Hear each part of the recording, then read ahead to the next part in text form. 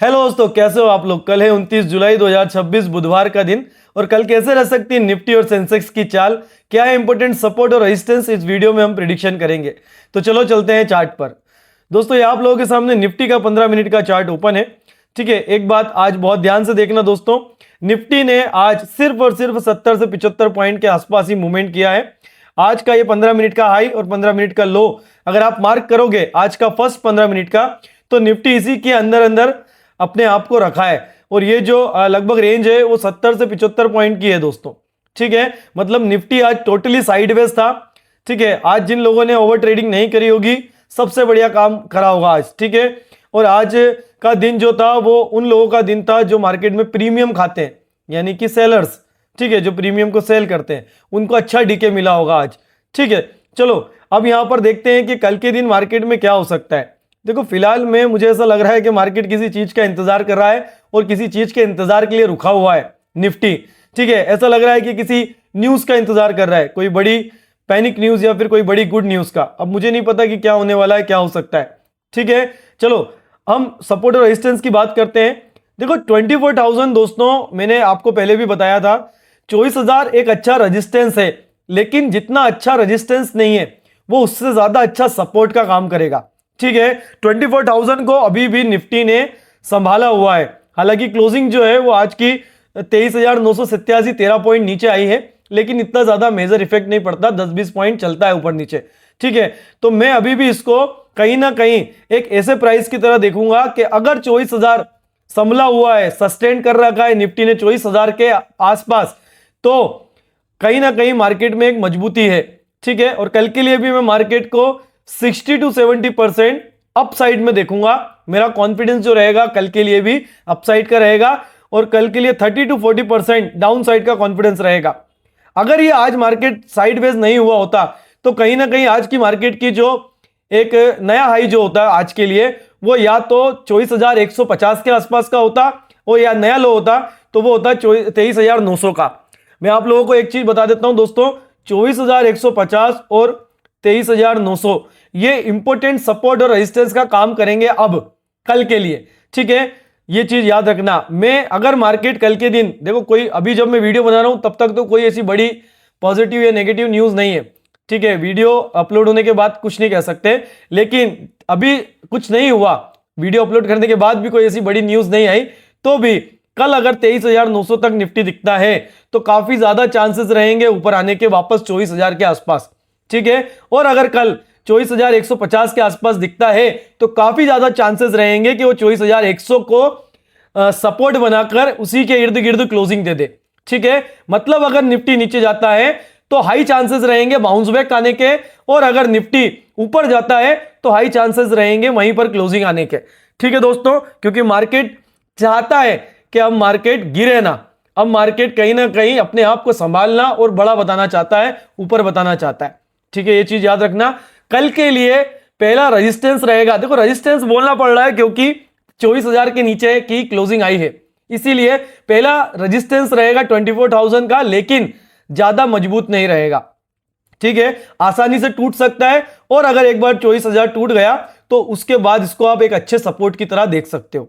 ठीक है दोस्तों, दूसरा रेजिस्टेंस रहेगा 24,150 का, वेरी इंपॉर्टेंट रेजिस्टेंस रहेगा। अगर निफ्टी इस तक आ गया तो कहीं ना कहीं इसी के इर्द गिर्द 24,150 और 24,100 के आसपास ही क्लोजिंग देगा। हाँ, उससे तेजी से ऊपर निकल गया तो फिर 24,200 या 250 तक जा सकता है, लेकिन अगर जैसा अभी का सिनेरियो है, जिस हिसाब से आज का मूड रहा निफ्टी का, अगर वैसा ही रहा, थोड़ा थोड़ा धीरे धीरे करके ऊपर गया, तो 24,100 और 24,150 के आसपास क्लोजिंग दिख सकती है।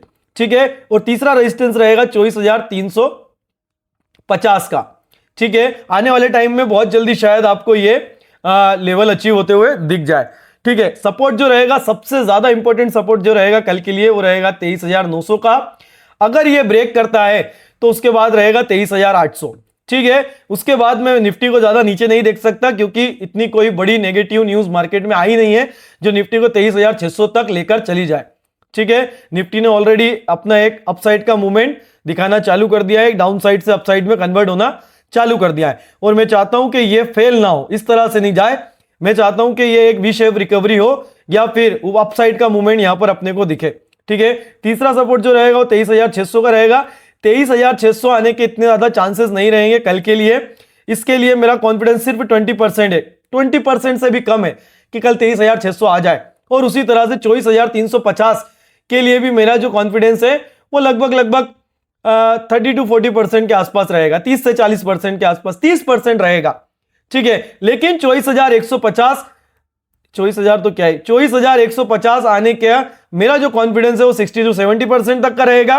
और 23,900 आने का जो चांसेस रहेगा वो 40% तक रहेगा, 30 to 40%, ठीक है। 23,800 आने के भी कम चांसेस है। लेकिन आप यहां पर ध्यान रखोगे तो एक गैप है जो निफ्टी ने दे रखा है, अगर इस गैप को फुलफिल करने के लिए आया तो आ सकता है। लेकिन अगर 12 बजे के पहले पहले ये प्राइस अपने को दिख गया यहां पर या यहां पर 12 या 1 बजे, तो काफी ज्यादा चांसेस रहेंगे कि इस प्राइस से वापस से बाउंस मिल जाए ऊपर के लिए, ठीक है। समय अगर रहा निफ्टी के पास 3-1 घंटे का, 3-3.5 घंटे का, तो निफ्टी बाउंस बैक कर सकती है नीचे से ऊपर, ठीक है। लेकिन धीरे धीरे करके नीचे आई और लगभग 2-2:30 बजा दिए तो फिर कुछ नहीं कह सकते।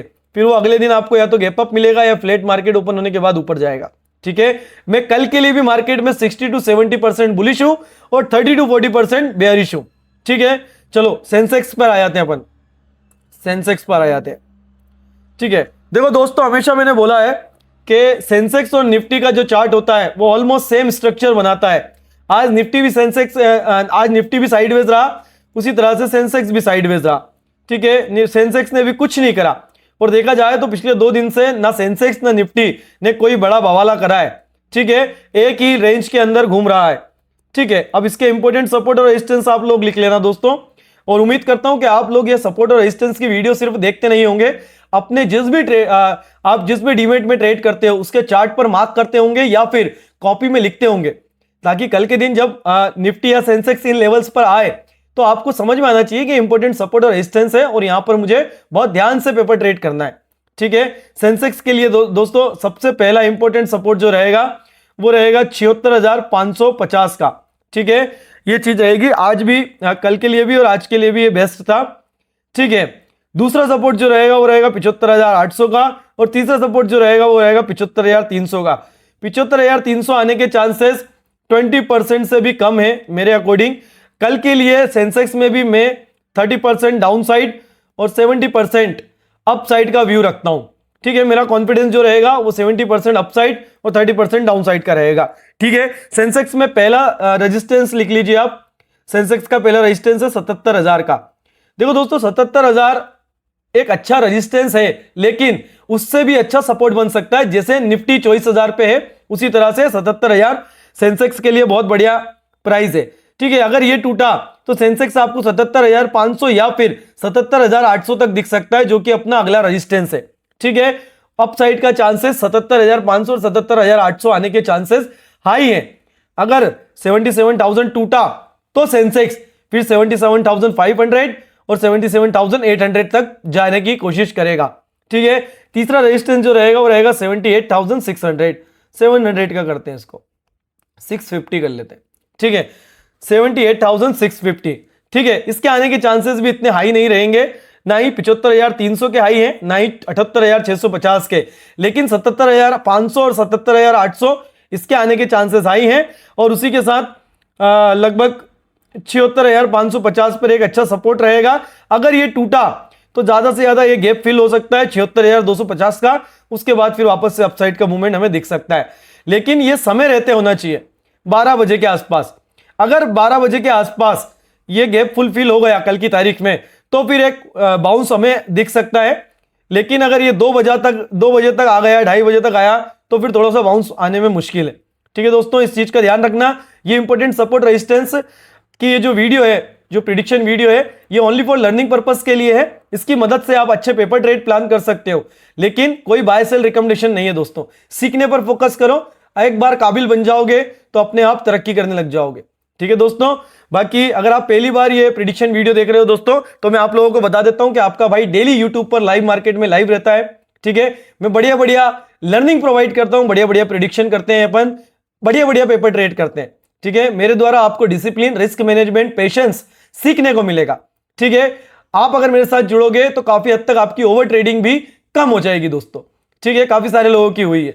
अगर आप हमारी इंस्टाग्राम या टेलीग्राम फैमिली का हिस्सा बनना चाहते हो तो इसी वीडियो के डिस्क्रिप्शन में उन दोनों की लिंक है, आप जाकर वहां से हमारी फैमिली को ज्वाइन कर सकते हो, उनका हिस्सा बन सकते हो। ठीक है दोस्तों, और सब्सक्राइब कर लेना, बेल आइकन दबा देना, ताकि कभी भी अगर कोई प्रिडिक्शन या लर्निंग वीडियो आती है या मैं लाइव आता हूं तो उसका नोटिफिकेशन आपको तुरंत मिल जाए। ठीक है, ध्यान रखना, डिसिप्लिन रहना। मिलते हैं कल सुबह लाइव मार्केट में या फिर अगली प्रिडिक्शन या लर्निंग वीडियो में।